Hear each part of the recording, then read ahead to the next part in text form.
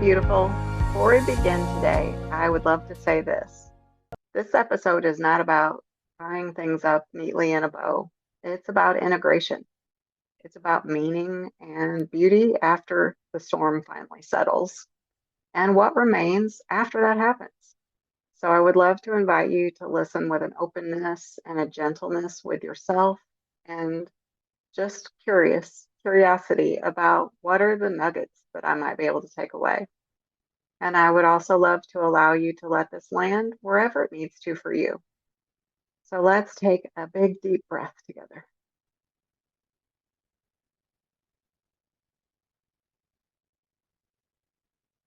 Over the last several episodes, I've shared pieces of my journey throughout 2025, the one that I'm lovingly designated my shit show. It was a year that asked more of me than I would have ever expected when the year started, just a year ago, right now. It asked me to deal with loss and fear and identity doubts and a trauma loop that I didn't recognize at first. It also asked me to deal with and face and heal disconnection in my own marriage that was starting to brew that terrified me, quite honestly. And the inability and sometimes the desire to be able to access the skills and show up in my own vision for myself. And the slow, humbling work of throughout all of that, slowly finding my way back. And today I would love to share what I now know from that experience. And not as a conclusion, but as an orientation and integration. Because life for me, I'm always aware that it's always evolving. And I know I've known for some time actually that healing isn't linear. I'm never really quite done. In my experience, you don't graduate from pain that you've had throughout your life necessarily. You don't outgrow your own nervous system that's got some battle scars. And you don't also lose the work that you've completed while you were going through those struggles or might currently be struggling with. Healing for me, I've noticed it moves in spirals, almost as if it's spiraling around a mountain peak. That mountain peak is actually representative of my ultimate vision, where I want to go, like the dreamland, right? My as good as I can stand. And on certain sides and certain levels of this mountain, I can see that vision coming true and experience beauty and love and connection and amazing wins along the way. And on other sides of the mountain, that light seems to go dim. And most of 2025 felt really dark. I can return, though, is another thing I'm experiencing when the light goes out or it gets really dim to scary, familiar places and question, have I lost my skills? And then come to realize that I'm never all the way out of the skills because I know them. I know they're there. In my experience, I don't lose them even in the darkness because even when the light seems like it's inaccessible, it's absolutely impossible to reach or maybe even desire to reach for, my vision, like it's still there. My heart, my soul, like yearns for it. I still have more awareness with the skills, even in the darkness, more compassion, more choice, more empowerment. And for me, even in that darkness, I try to see that as not regression, not failure, although some days it's really hard. Instead, I try to see it as integration, embodiment, growth, another layer that's come up to heal so I can have even more amazing wins. I also know now that these skills are not just tools that I use once and I master forever. I'm always growing, I'm always learning.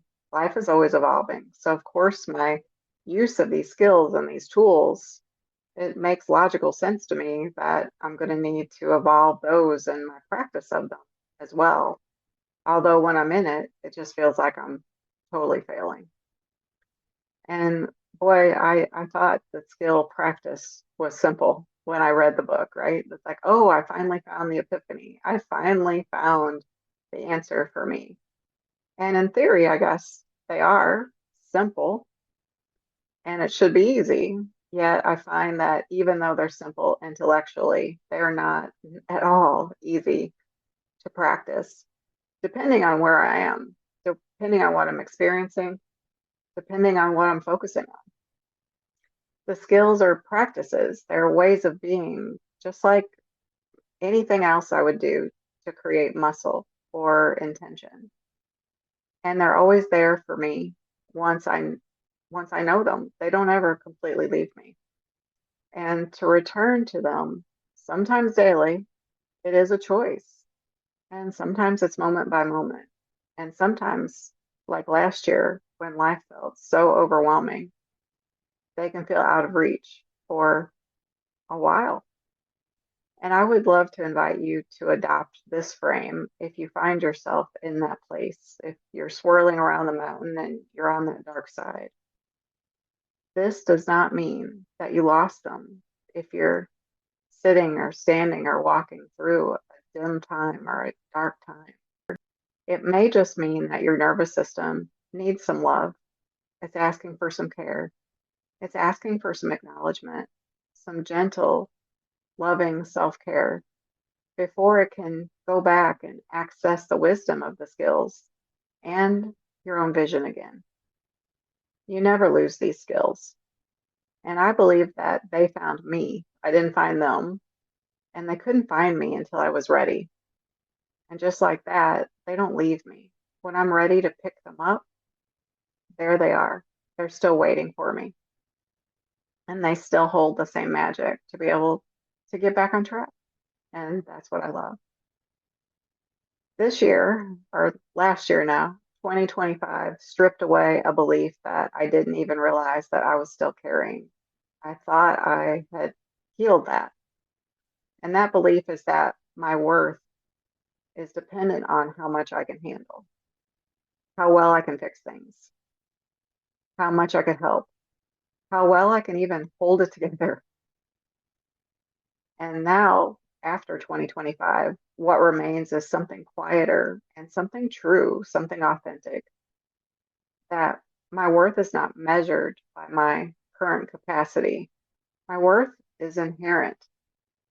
It exists simply because I do, and so is yours. And I now know that love under pressure certainly doesn't look graceful. It can look messy and fearful and uncertain and really, really undignified sometimes.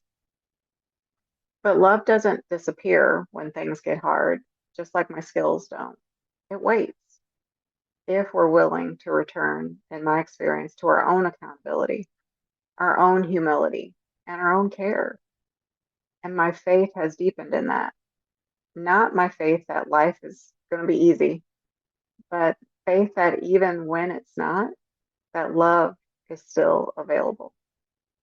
And for me, presence matters, connection matters, how we show up matters, regardless of the results or the outcome, because they help me feel the way I want to feel, even and especially in the hardest moments of life. And after the chaos of 2025, after the grief, the loss, the exhaustion, the fear, my own identity collapse, trauma loops, and a ton of needless emotional turmoil for literally months, and the seasons where it felt like everything was breaking once again, I'm choosing to start 2026 in a much different place. Not because everything is perfect, and not because I'm done healing, and not because life is suddenly easy. Instead, because I am back in my own peace, my own center, my own groundedness, my own femininity, my own heart, and my own receptivity. I'm back in gratitude. And that alone, honestly, feels like a miracle. And my marriage, the same marriage that once held divorce papers and betrayal and separation, and then formed into my good as I can stand version of a fairy tale, I was terrified it was slipping through my fingers in 2025.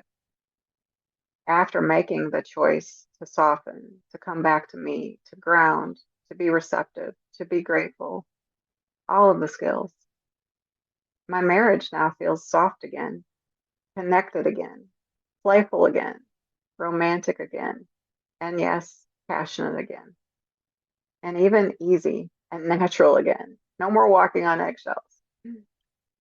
And we're laughing, we're touching, we're flirting, we're reconnecting in ways that feel real and not performative or forced, truly real. There's foot rubs in the living room and quiet moments of closeness and long talks looking forward to the future and dates and inside jokes again and lightness and relaxation, that feeling of being chosen again and really seen and really important. And recently I casually expressed a desire just for fun, like not even thinking. It was a dream, honestly. I would love to go to Bali someday. And I have a friend that is offering a woman's connection retreat this summer.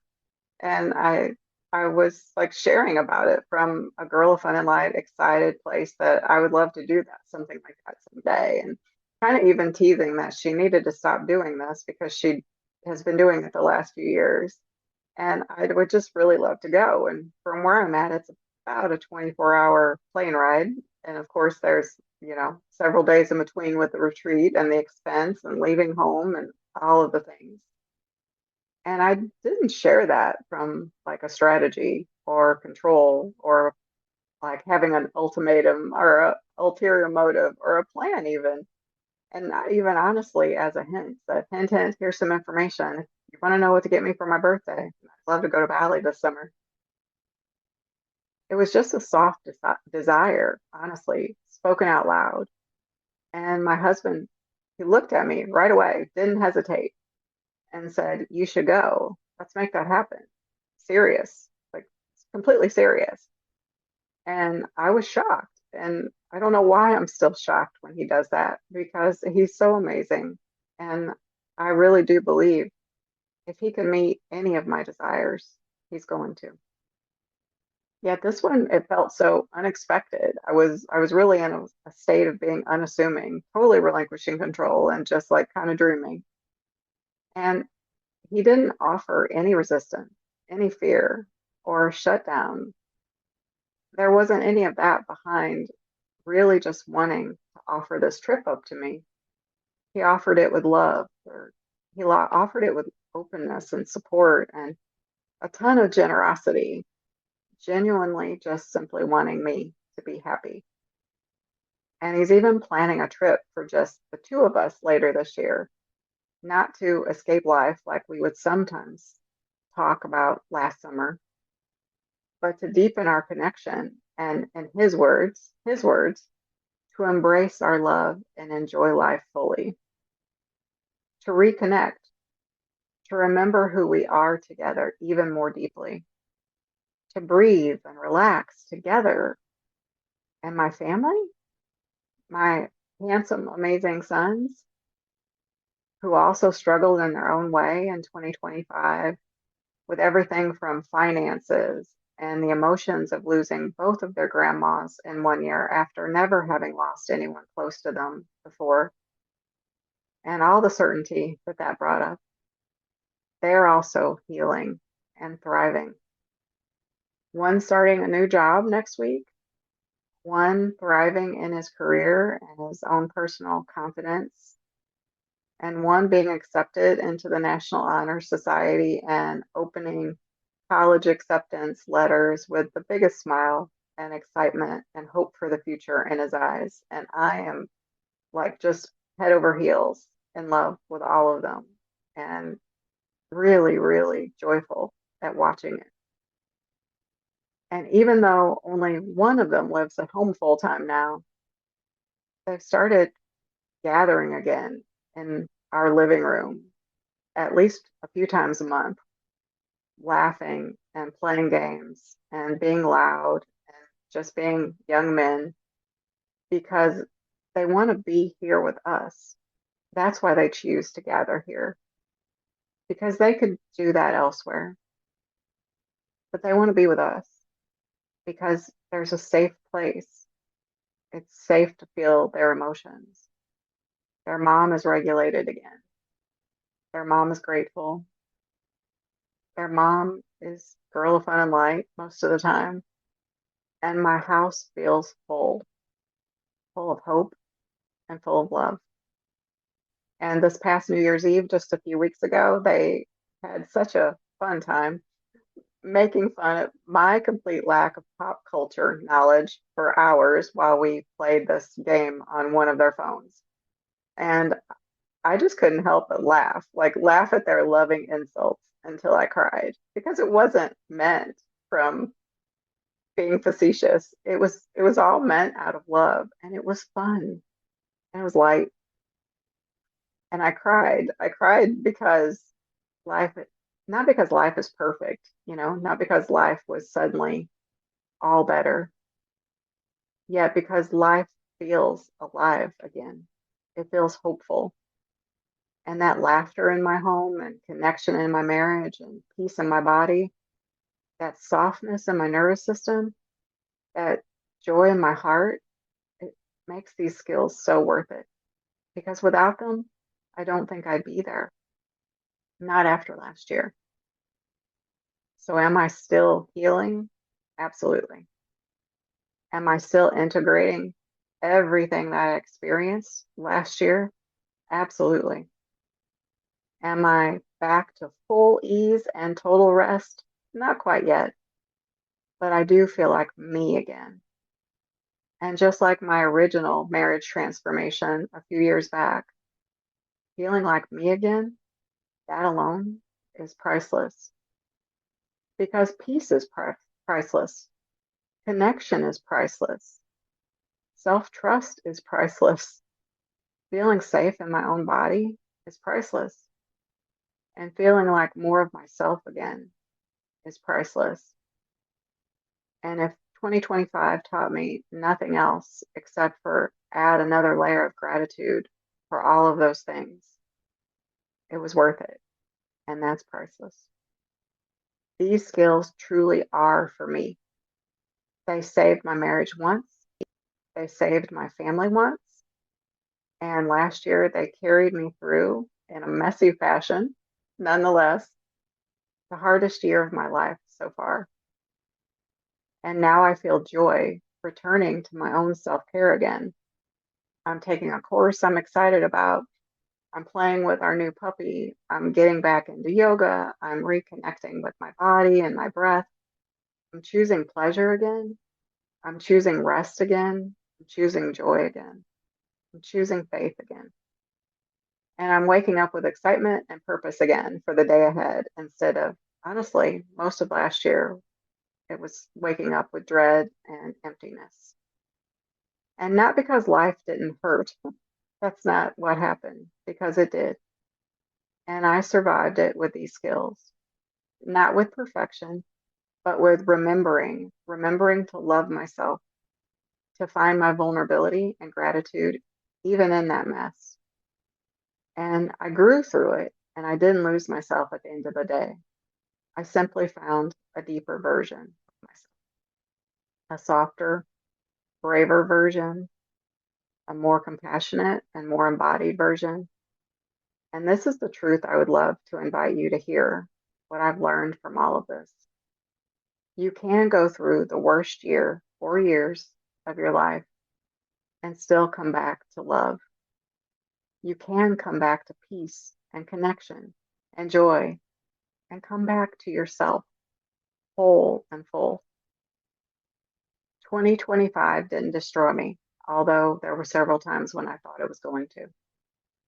It refined me, it deepened me, it humbled me, it softened me, and it strengthened me in ways that I didn't even know I needed strengthened. And I am choosing to walk into 2026 not as a woman who made it through, but as a woman who is remembering who she is. And before we close today, I would love to speak to you. If 2025 felt hard, if it stretched you, if it humbled you, if there were parts of it that cracked you, what felt like wide open, and even if it's been going on longer than 2025 and is still going on, I would love to invite you to hear this from my heart. That doesn't mean that you failed or are failing, not even a little bit. Hard years are not evidence of failure. Breakdowns are not evidence that it's over or that you're unworthy or not good enough. We can choose to view these things as what, in my experience, I've decided to reframe them as. And I can see, in hindsight, they really were. They were simply information, opportunities, evidence of an invitation for growth or shedding, and eventually for walking through it and becoming. Sometimes life asks more of me than I ever imagined that I could carry. And then I find that with these skills, with love, with care, with gentleness, with vulnerability, respect, gratitude, self compassion, self forgiveness, I can come to see so much more than what I did was simply carry it. I can choose differently. Once I choose these skills, I can choose to see it as I'm thriving on the other side. I'm thriving all the way through it, one day, one step, one breath at a time, by focusing on what I do have control over, choosing how I show up on my paper. And I would love to invite you to claim something with me now. 2026 is going to be victorious, absolutely victorious. Not because it's going to be perfect, because it's life, and not because challenging things won't happen, but because we're choosing to meet it differently, because we have these skills. We have more wisdom, we have more compassion, we have more truth and authenticity and vulnerability, and we're beautiful just as we are. And if right now hope feels really far away for you, if you're tired, if you're unsure, or if you're still just finding your footing, or maybe you just found these skills and you're not sure if they're the right answer for you, then if this feels like a fit, if something in you is saying, yes, like I'm done, 2026, I want to claim it as victorious. If your faith isn't quite there, then you are welcome to borrow mine. Borrow my faith, borrow my belief, borrow my deep knowing that brighter days are ahead for all of us. I believe in your greatness, and I am standing for your vision, and we aren't stopping until you get all of it. My takeaway from 2025, these skills are for life, and I never lose them, even if it feels like I do. They may feel out of reach when life feels overwhelming, but they're still there, and they're waiting for me to reach for them again when I'm ready. And I am not failing, and I believe that you haven't failed either, no matter what 2025 looked like. We're learning, we're growing, we're thriving. One day, one breath, one step at a time together. And while there is breath, there is always, always hope. And you do not have to walk this path alone. I invite you to just keep walking with me. As we step into 2026 together, please know this. You are brave. You are courageous. You are worthy. You are enough just as you are. And you are deeply, deeply loved. And there are brighter days ahead. And I would love to leave you with a closing poem called The Cocoon, because that's what it feels like last year was for me. There comes a time when the caterpillar disappears, not because it failed, not because it wasn't strong enough, but because becoming requires stillness sometimes. Inside the cocoon, nothing looks like progress. There's no movement to measure, no wings to admire, no real end in sight. There's only disillusion and trust that on the other side of this, somehow, some way, beauty will emerge.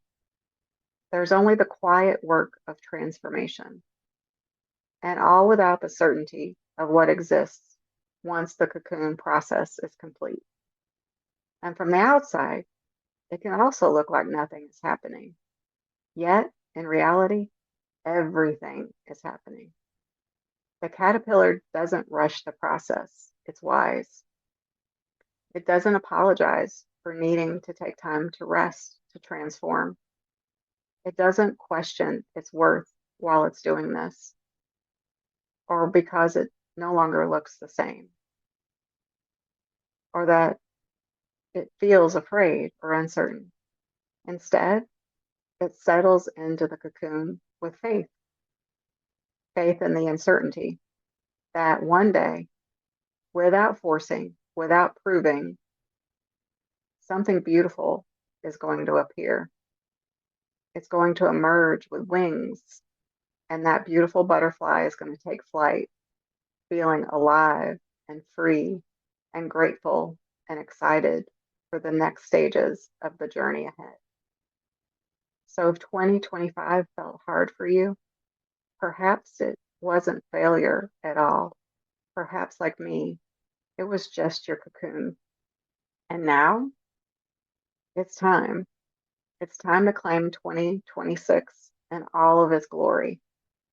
Time to trust what's been transforming and forming within you. Time to stretch. Time to rise.